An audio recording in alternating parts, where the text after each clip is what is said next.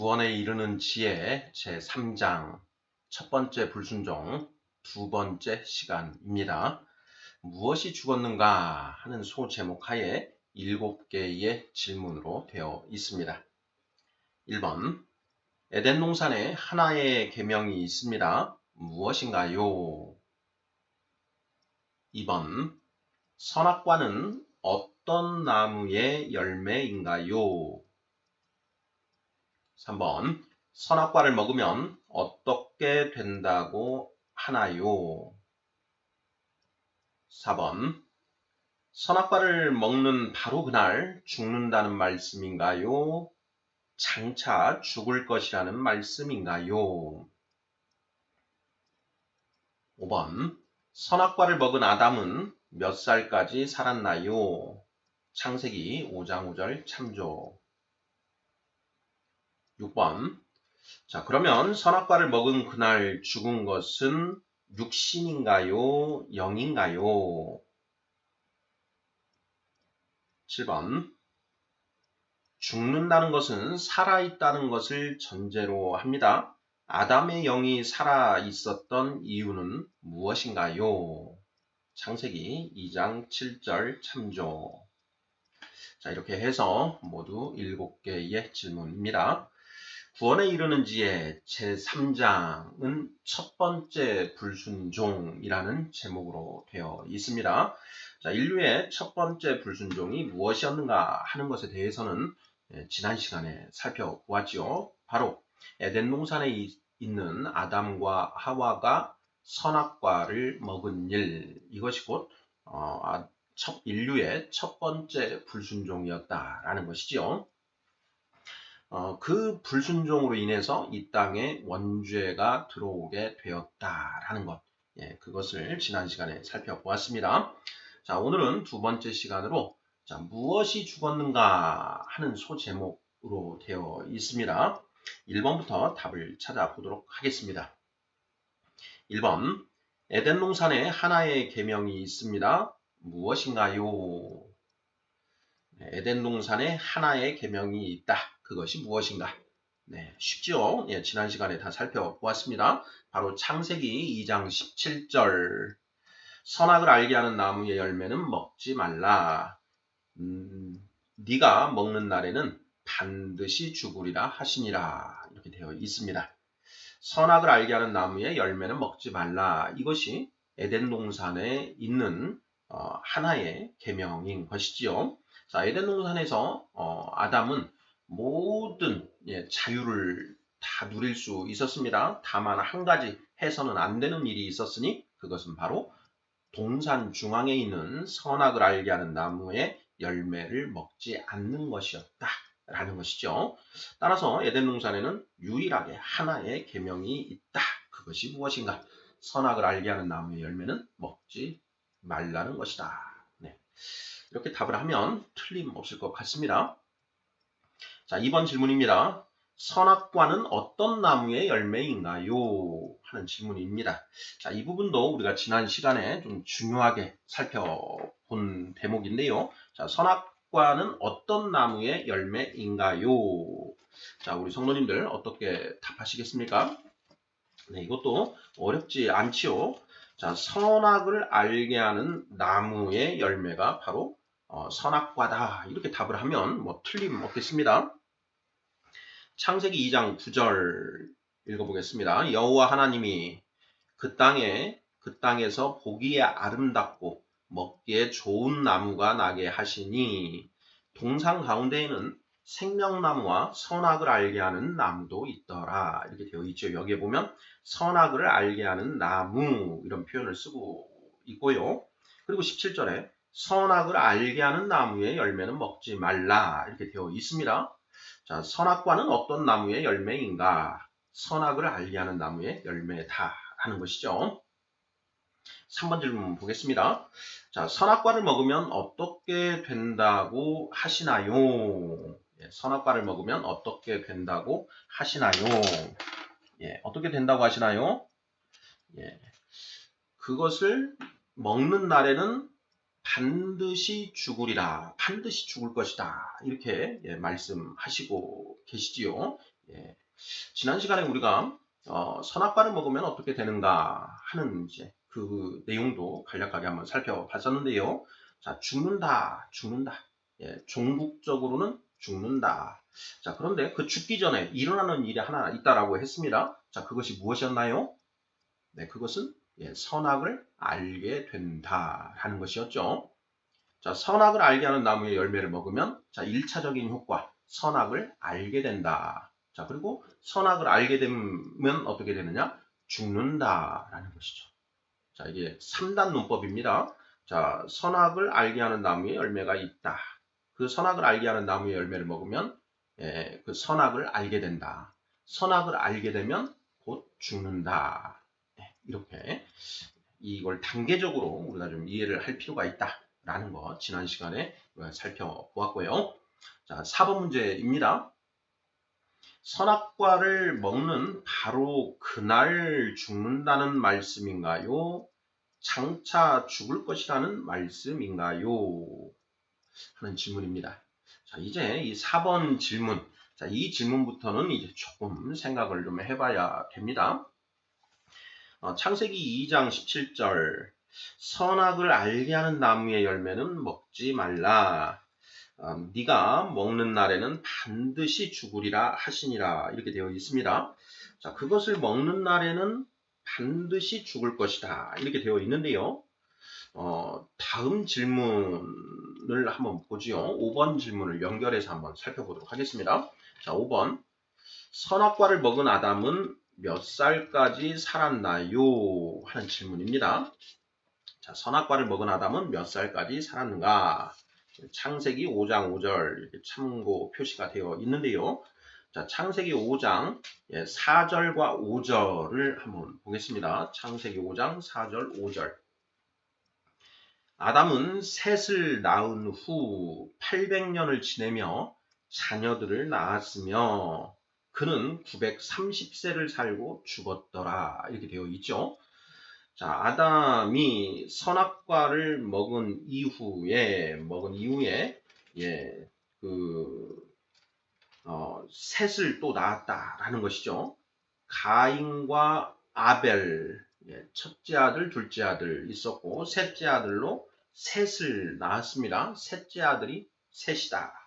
자, 그리고 그 뒤에 800년을 지내면서 자녀들을 또 계속 낳았다라는 것이죠. 그러면서 결국 몇 살에 죽었는가? 930세를 살고 죽었다. 이렇게 성경은 기록을 하고 있습니다. 예.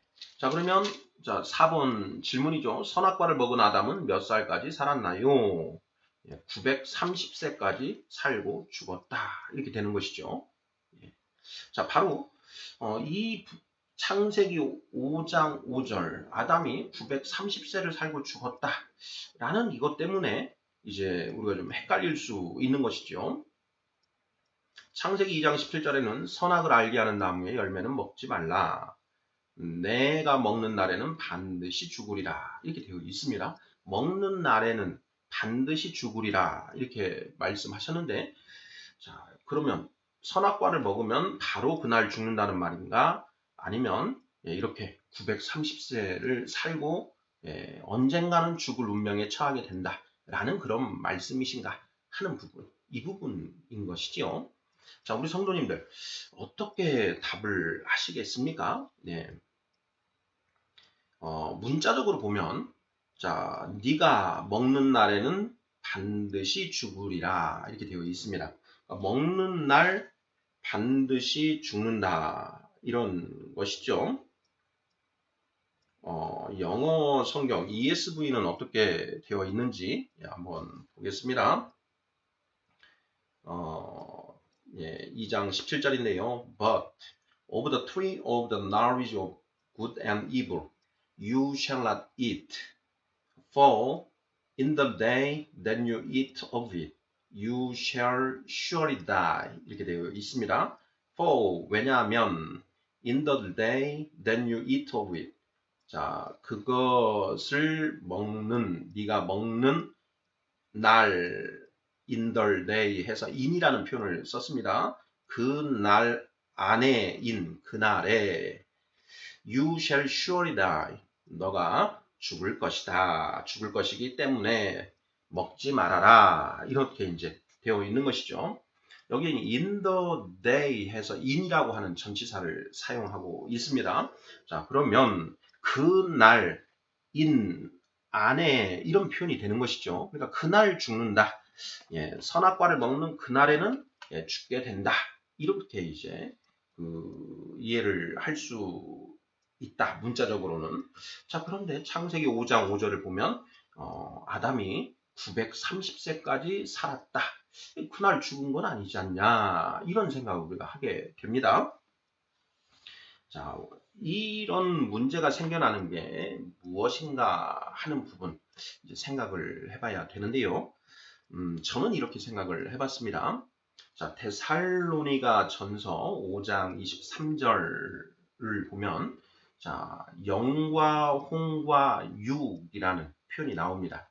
자, 영과 홍과 육을 온전히 보존하라 라는 그런 취지의 말씀이지요. 자, 데살로니가 전서입니다. 예, 데살로니가 전서 5장 23절 평강의 하나님이 친히 너희를 온전히 거룩하게 하시고 또 너희의 온 영과 혼과 몸이 우리 주 예수 그리스도께서 강림하실 때에 흠없게 보존되기를 원하노라. 이렇게 되어 있습니다. 여기에 보면 영과 혼과 몸이라는 표현이 나오죠. 그래서 우리 인간은 영, 혼, 육의 이 세 가지가 이제 복합되어 있는, 융합되어 있는 그런 존재다라는 것을 알 수가 있겠습니다. 자, 영이 살아있는가, 혼이 살아있는가, 몸이 살아있는가, 이걸 따로따로 생각해 볼 수 있죠. 자, 영이 죽었는가, 영이 죽었다, 혼이 죽었다, 몸이 죽었다, 이런 것도 이제 표현을 해볼 수가 있겠습니다. 자, 우리 좀비를 한번 생각해 보죠. 좀비. 요즘에 이제 그 상상의 산물이지만 좀비라고 하는 존재를 영화로 많이 다루고 있는데요. 자, 좀비는 자, 몸은 살아 있습니까? 죽어 있습니까? 몸은 움직이죠. 예. 그러니까 몸은 살아 있다. 자, 그러면 좀비는 자, 혼은 살아 있는가? 죽어 있는가? 혼. 자, 그리고 영은 살아 있는가? 죽어 있는가? 뭐 영은 당연히 죽은 것 같지요. 자, 혼은 어떻습니까? 좀비의 혼은 살아있는가? 몸은 살아있고, 예. 혼이 살아있다라고 보기에는 좀 어렵지 않은가라는 그런 생각이 들어갑니다. 혼. 그래서 이제 우리가 좀비를 혼이 죽어 있는 그런 존재, 몸은 살았을 때 혼은 죽어 있는 존재다. 이렇게 한번 표현을 해볼 수가 있겠는데요. 자, 그러면 자, 우리 이 인간은 어떤가 하는 부분도 한번 생각을 해볼 필요가 있습니다. 자, 살아있는 사람, 몸은 당연히 살아있는 것이죠. 자, 혼은 어떻습니까? 예, 그 몸을 살리기 위해서 이런저런 예, 먹고 마시고 활동을 하지요. 그리고 그 혼도 살아있는 그런 상태다. 자, 영은 어떤가 하는 그런 질문을 예, 해볼 수가 있는데요.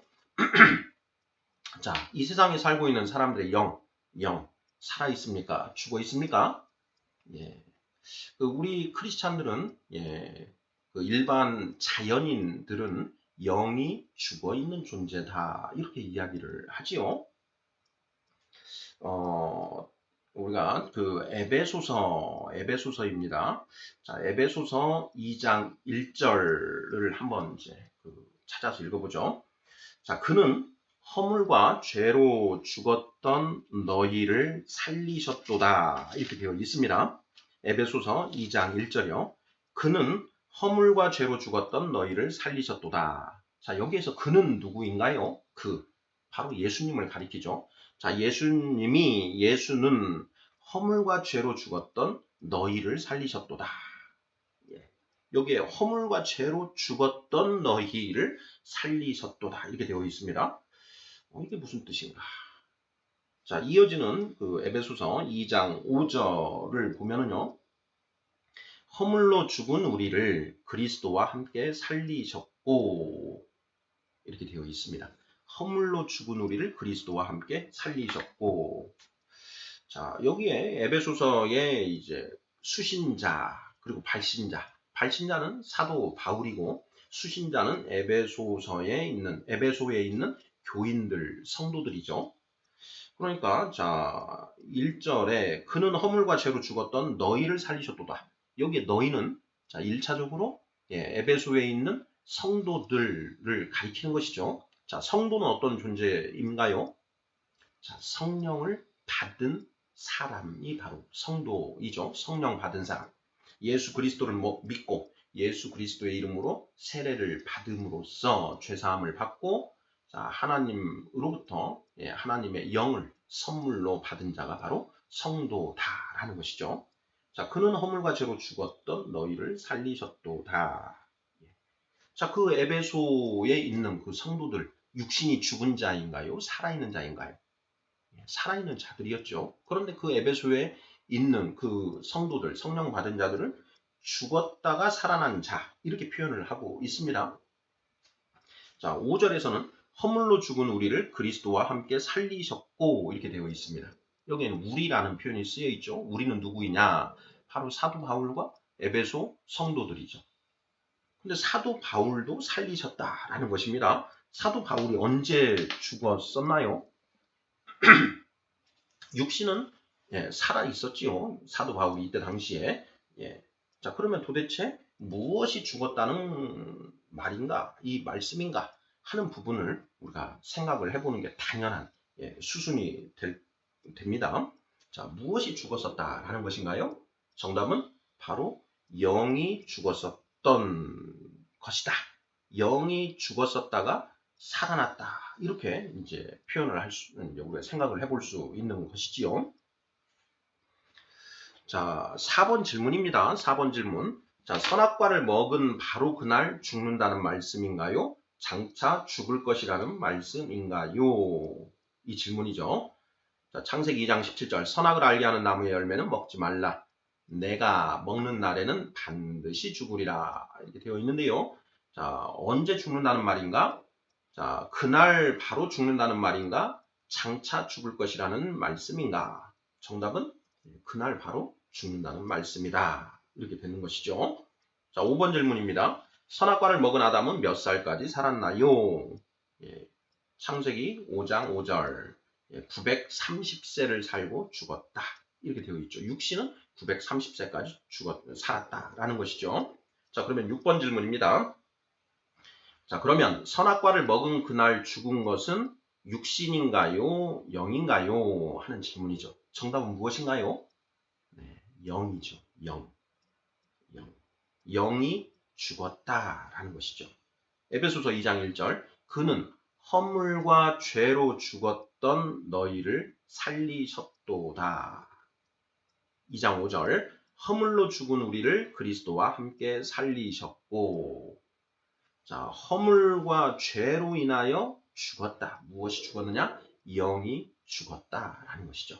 자, 지난 시간에 아담이 첫 번째 불순종을 했고 그 첫 번째 불순종으로 인해서 원죄가 들어왔고 그 원죄로 인하여 사망이 이 땅에 들어오게 됐다라는 그 내용들을 우리가 살펴보았지요. 로마서 5장 12절이었습니다. 한 사람으로 말미암아 죄가 세상에 들어오고 죄로 말미암아 사망이 들어왔나니 이렇게 되어 있습니다. 자, 아담으로부터 모세까지 아담의 범죄와 같은 죄를 짓지 아니한 자들까지도 사망이 왕노릇하였으니 5장 14절 말씀이었지요. 자, 아담의 범죄는 바로 선악과를 먹은 것이었다라는 것이죠. 그런데 선악과를 먹지 않은 그런 선악과를 먹는 죄를 짓지 아니한 자들까지도 사망이 왕노릇했다라는 것입니다. 바로 이 부분을 우리가 이제 해석을 하면서 자, 선악과를 먹음으로 인해서 원죄가 이 땅에 들어왔고 원죄가 들어왔고 자, 그 원죄로 인하여 사망이 왕노릇하게 되었다. 그런데 이 원죄는 예, 누구나 다 그 죄를 짓는 것이죠. 이와 같이 모든 사람이 죄를 지었으므로 사망이 모든 사람들에게 이르렀느니라. 로마서 5장 12절 하반절이죠. 자, 아담의 범죄는 선악과를 먹은 것인데 그건 아담만 지었습니다. 그런데 5장 12절에 보면 모든 사람이 죄를 지었다 이렇게 되어 있습니다. 한 사람으로 말미암아 죄가 세상에 들어오고 또 모든 사람이 그 죄를 지었다라는 것이죠. 모든 사람이 원죄를 지었다라는 것입니다. 그래서 자, 선악과를 먹는 것 그 자체가 원죄가 아니고 선악과를 먹은 그 결과 원죄가 들어오게 되었다라는 것 지난 시간에 우리가 살펴보았습니다. 자, 그 원죄가 무엇이었는가? 간략하게 우리가 먼저 결론만 보기에는 바로 사람이 각자 스스로 옳고 그름을 판단하는 것이다. 그것이 바로 선악을 알게 된 것이다. 라는 것 살펴보았죠. 이 부분은 이제 장차 더 자세하게 살펴볼 예정입니다. 자, 6번 질문이었습니다. 자, 그러면 선악과를 먹은 그날 죽은 것은 무엇인가요? 육신인가요? 영인가요? 정답은 영이 죽었다라는 것이죠. 영이 죽었다. 자, 허물과 죄로 인하여 영이 죽었다. 이렇게 답을 하면 틀림없지 않을까 싶습니다. 자, 마지막 7번 문제입니다. 자, 죽는다는 것은 살아있다는 것을 전제로 합니다. 아담의 영이 살아있었던 이유는 무엇인가요? 자, 아담이 선악과를 먹자 그 원죄가 들어오게 되었고 원죄로 인해서 아담의 영이 죽어버렸다라는 것이죠. 아담의 영이 죽어버렸다. 뭐 선악과를 먹음으로써 영이 바로 죽었다. 뭐 이렇게 대답을 해도 이 부분은 틀리지 않을 것 같습니다. 죽었다는 것은 살아 있었다라는 걸 전제로 하는 것이죠. 살아 있었던 것이 죽었다. 영이 그러면 아담의 영이 원래 살아 있었는데 죽었다라는 것이죠. 자, 그러면 아담의 영이 살아 있었다. 언제 어떻게 살아 있었던 것인가 하는 이제 그 답을 찾아봐야 되는데요. 창세기 2장 7절에 그 단서가 유일하게 나와 있습니다. 읽어보겠습니다. 여호와 하나님이 땅의 흙으로 사람을 지으시고 생기를 그 코에 불어넣으시니 사람이 생명이 되니라 이렇게 되어 있습니다. 자, 여기에 보면 자, 하나님이 땅의 흙으로 사람을 지으셨습니다. 그런 다음에 생기를 그 코에 불어넣으셨죠. 그랬더니 사람이 생명이 되었다 이렇게 되어 있습니다. 자, 여기서 생명이라는 게 도대체 무슨 뜻인가? 네, 이 부분을 놓고 또 이제 이런저런 이제 그 해석들이 있는데요. 자, 우리 성도님들께서는 자, 생명이 되었다라는 것 이게 무슨 의미라고 생각을 하시는지요? 우리가 이제 창세기 1장, 2장, 3장 굉장히 중요한 것 같습니다. 그 창세기 1장을 보면 이제 첫째 날부터 여섯째 날까지의 일들이 이제 기록이 되어 있는데요. 자, 그 중에 이제 하나님이 그 하늘과 땅을 이제 다 만드시고 그 바다에는 이제 바다 생물들 그리고 하늘을 나는 그 짐승들 그리고 땅 위에 사는 그런 온갖 생명체들을 만들어 내시지요. 그런 그걸 무엇으로 만드시나요? 다 땅의 흙으로 그것들을 이제 만드시지요. 창세기 2장 19절입니다. 여호와 하나님이 흙으로 각종 들짐승과 공중의 각종 새를 지으시고 이렇게 되어 있죠. 그러니까 흙으로 각종 들짐승과 새들 이걸 갖다 만드셨다라는 것입니다. 자, 그런데 여기서 우리가 한번 생각해 볼 것은요. 그렇게 각종 들짐승과 그 새에게 하나님이 생기를 불어넣으셨다라는 그런 표현은 없습니다. 그리고 창세기 1장 22절을 보면 20절부터 보면 되겠네요. 하나님이 이르시되 물들은 생물을 번성하게 하라. 땅 위 하늘의 궁창에는 새가 나르라 하시고 21절 하나님이 큰 바다 짐승들과 물에서 번성하여 움직이는 모든 생물을 그 종류대로 날개 있는 모든 새를 그 종류대로 창조하시니 하나님이 보시기에 좋았더라. 이렇게 되어 있습니다. 창조를 하셨는데 무엇으로 창조하셨는가? 이 부분에 대한 이제 보충 설명이 2장 19절에 있는데 여호와 하나님이 흙으로 이렇게 되어 있죠. 흙으로 그 각종 생물들을 지으셨다. 창조하셨다. 그런데 그 동물들, 물에 사는 동물들, 하늘을 날아다니는 동물들, 그리고 땅 위에 있는 동물들에게는 생기를 불어넣으셨다라는 그런 표현이 없습니다. 그러니 땅의 흙으로 어떤 형체를 지으시면 그 자체로 어떤 생명력을 가지고 있었다.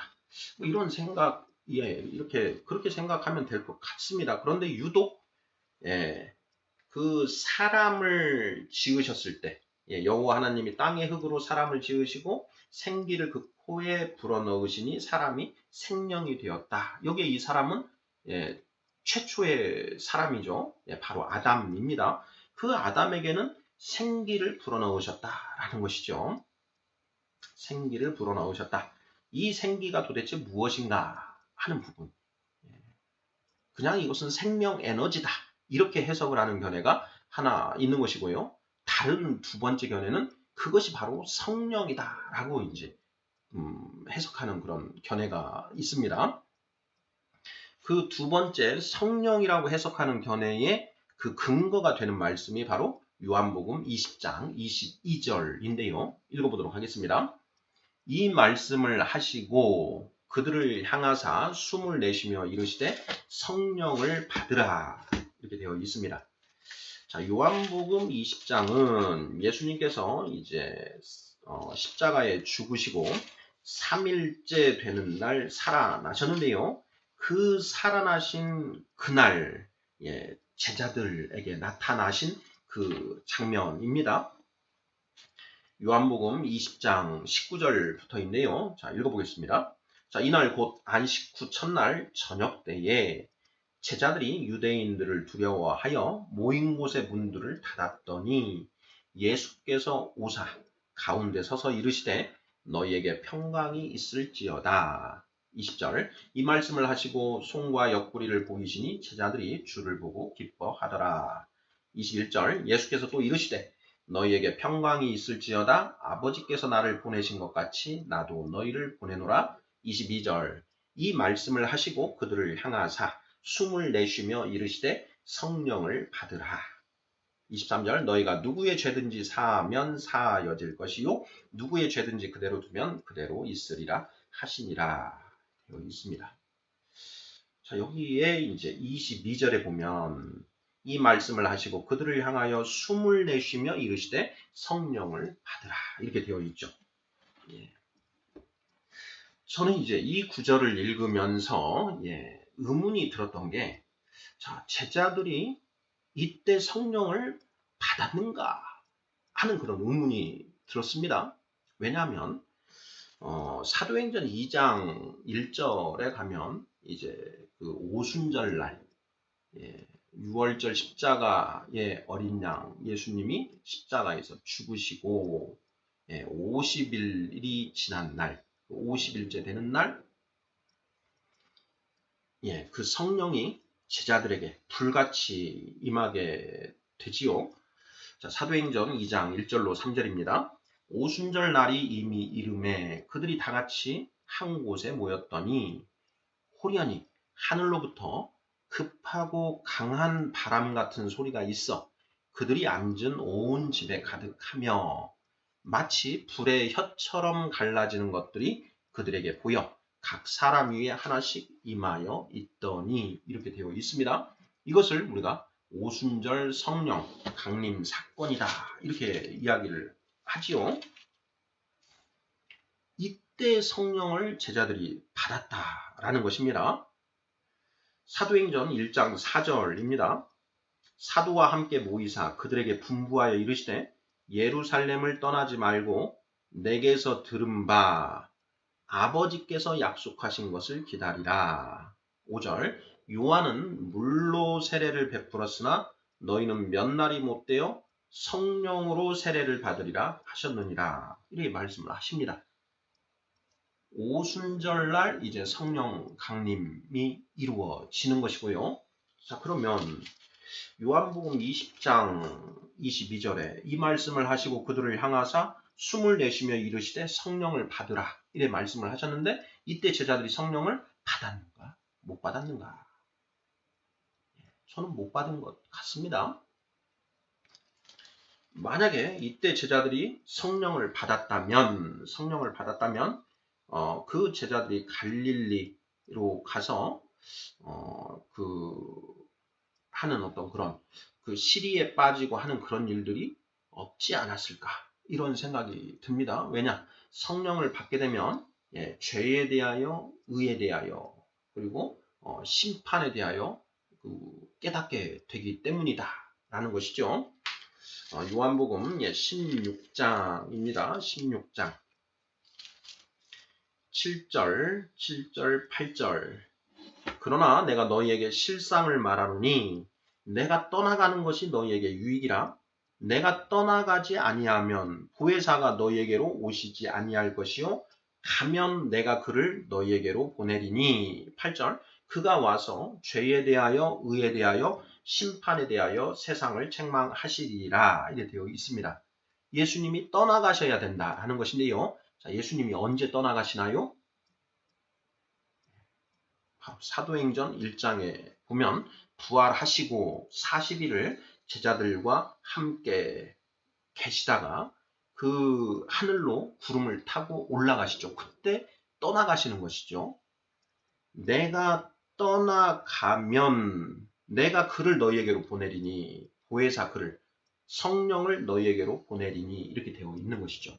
그래서 예수님이 그 40일을 보내시다가 떠나가셨고 그로부터 열흘 뒤인 오순절날 성령 강림 사건이 일어났다라는 것이죠.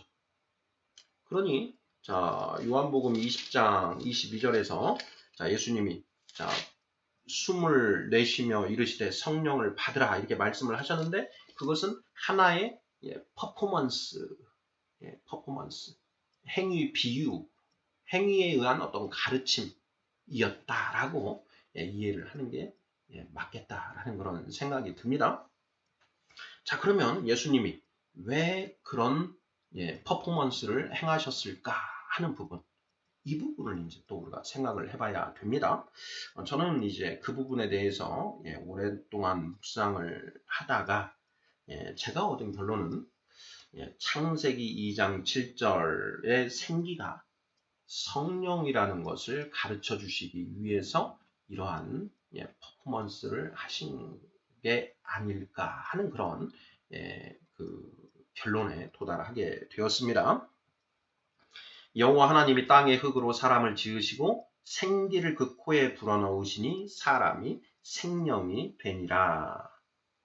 자, 이렇게 창세기 이렇게 기록이 되어 있는데 이 말씀에 이 생기가 성령이라는 것을 도무지 깨닫지를 못하더라.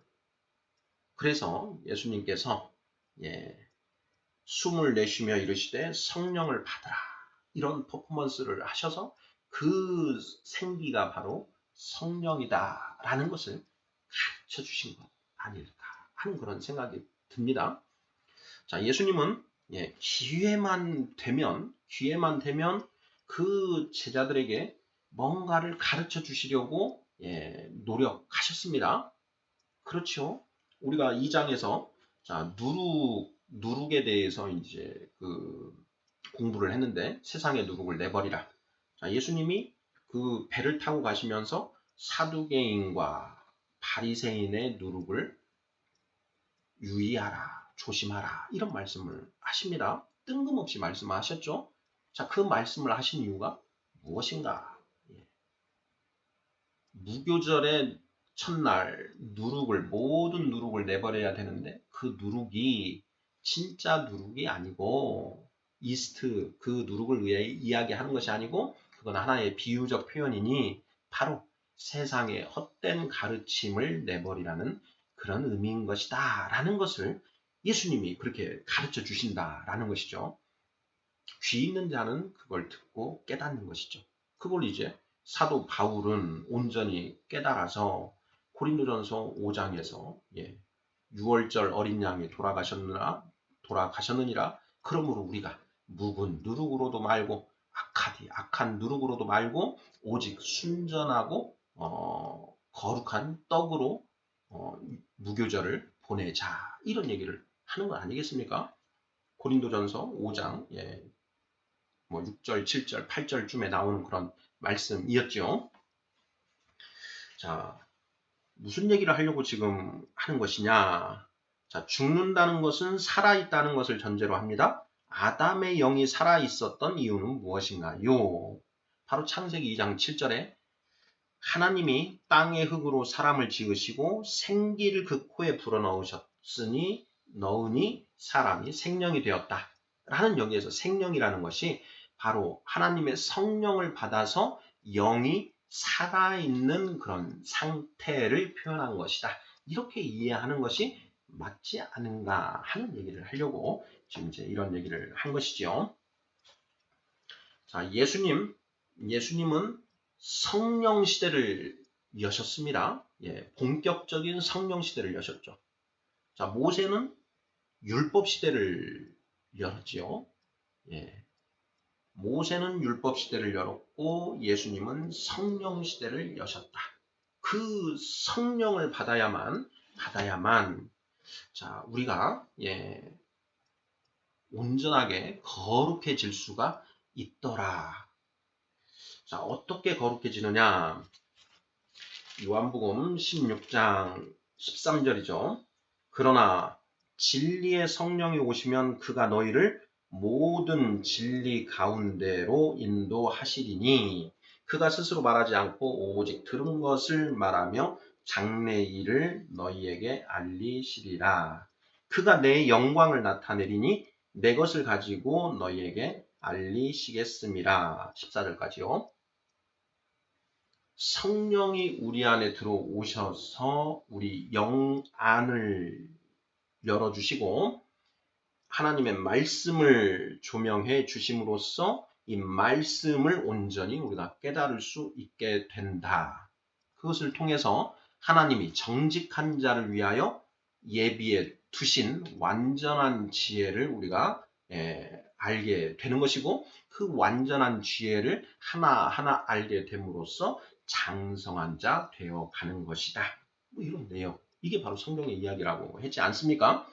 바로 그렇게 되기 위해서는 성령이 반드시 필요하다라는 것이죠.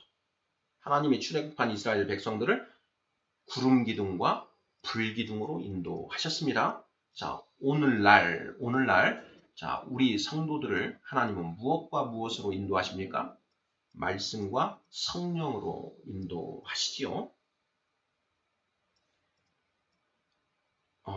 지성소 앞에 그 진설병이 놓여져 있고 등잔대가 있습니다. 자, 그런데 그 등잔대에 그 등불이 무엇을 비추고 있는가?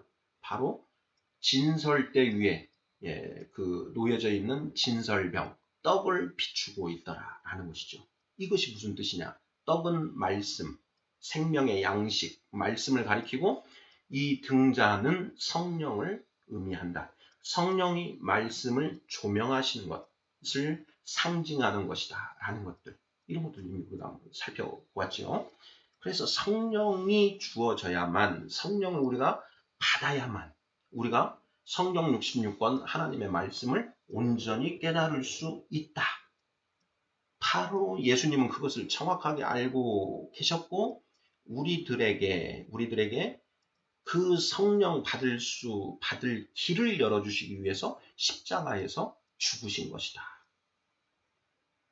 뭐 이런 내용들이죠. 자, 7번 문제입니다. 죽는다는 것은 살아있다는 것을 전제로 합니다. 아담의 영이 살아있었던 이유는 무엇인가요? 자, 생기를, 성령을 받았던 것이죠. 생명이었다. 그런데 선악을 알게 하는 나무의 열매를 먹는 그 범죄로 인하여 죄와 허물로 죽었죠. 예, 성령이 소멸되었다. 성령이 떠나가시게 되었다. 아담 안에 있던 내적 임재, 성령의 내적 임재가 사라졌다라는 것이죠. 그런데 그 성령께서 자, 내적 임재는 이제 그 선악과를 먹음으로 인해서 사라졌는데 범죄함으로 인해서 성령께서 거룩하신 성령이 그 안에 더 이상 거하실 수 없게 된 것이죠. 그런데 바로 떠나가셨는가? 예, 아닌 것이죠. 아닌 것 같습니다. 그럼 우리가 어떻게 알 수 있느냐? 자, 성령의 임재에는 내적 임재와 외적 임재가 있다.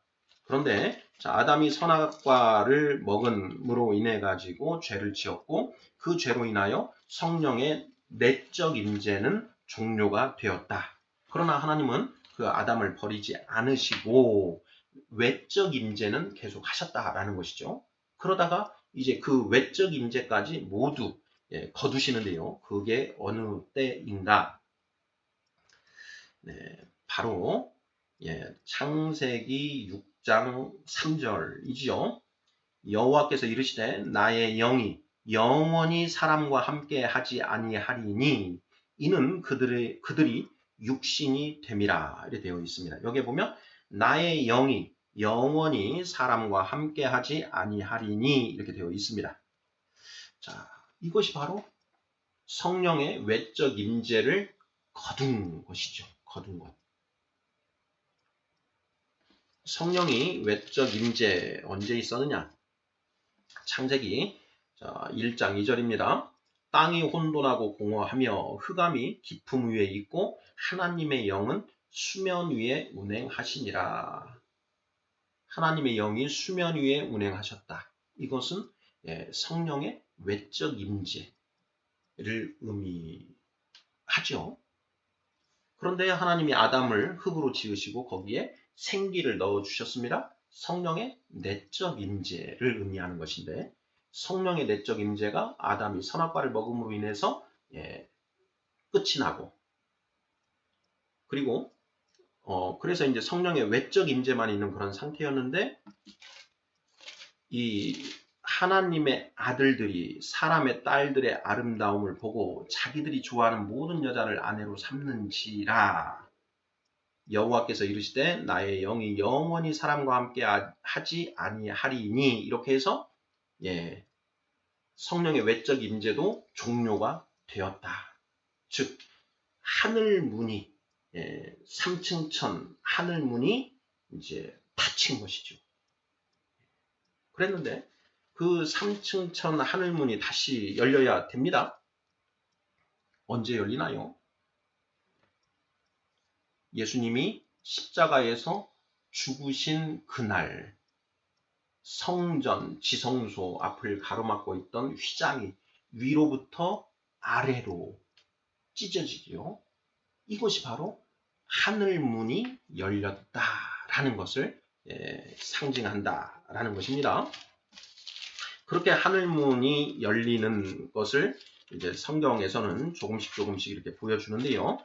첫 번째 등장하는 부분이 창세기 28장입니다. 창세기 28장을 보면 그 야곱이 그 이제 집에서 그 에서를 피해서 이제 그 외삼촌 라반의 집으로 이제 출발을 했는데 그 베델 땅에 가서 이제 베델 땡을 지나다가 거기에서 이제 잠을 자지요.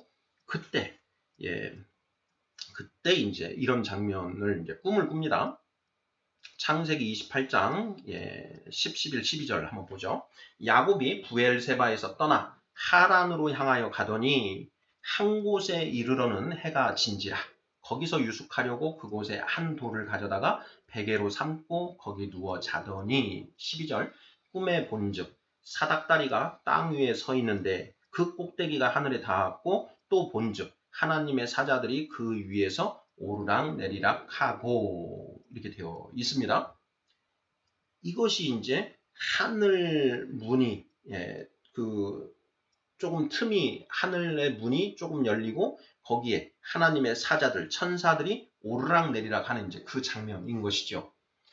자, 3층 천과 우리가 살고 있는 2층 천이 완전히 닫혀졌다. 그런데 예외적으로 이렇게 문이 조금 열려서 천사들이 오르락 내리락 하는 그런 일들이 있더라라는 것이죠. 예, 그것을 이제 야곱에게 환상으로 보여주신 겁니다. 자, 그런다가 이 내용이 이제 요한복음 1장에 가면 또 나오는 암시가 되는데요. 요한복음 1장 마지막 절입니다. 보시죠. 요한복음 1장에 보면 이제 나다나엘이 이제 예수님께 오게 되는데요. 그 예수님이 나다나엘에게 네가 무화과나무 아래에 있을 때 너를 보았다. 이렇게 말씀을 하십니다. 그러자 나다나엘이 깜짝 놀라서 당신은 하나님의 아들이시요 당신은 이스라엘의 임금이로소이다 하고 고백을 하지요.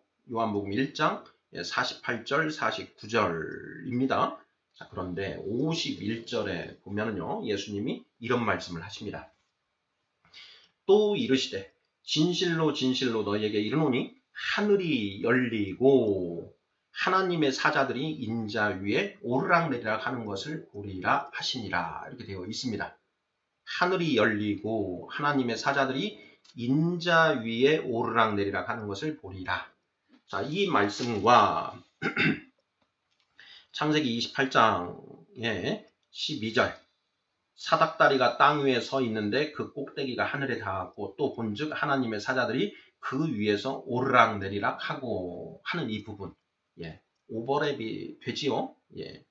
이 사다리가 놓여져 있고 천사들이 오르락 내리락 하는 것을 야곱이 꿈에 보았는데 그 사다리가 곧 인자 예수님이시다. 근데 여기에서 중요한 것은 하늘이 열리고 하나님의 사자들이 인자 위에 오르락 내리락 하는 것을 보리라. 예수님이 자 2층과 3층을 가로막고 있는 그 휘장을 찢어서 열으셨다라는 것이죠. 하늘문이 열렸다. 하늘문이 열림으로써 이제 어떤 일이 벌어진 것이냐? 성령의 외적 임재, 성령이 수면 위에 운행하시더라 하는 것이 가능해진 거죠. 성경에서는 이 세상을 바다다라고 표현을 하고 있다라고 했습니다. 바다, 수면이죠. 이 세상 위에 성령께서 이제 운행하시는 것이고 그렇게 운행하시는 와중에 예수 그리스도를 믿고 세례받는 자들이 있으면 성령의 내적 임재가 행해지는 것이죠. 생기가 불어넣어지는 것이다 라는 것이죠. 그래서 죽었던 영이 살아나는 것이다.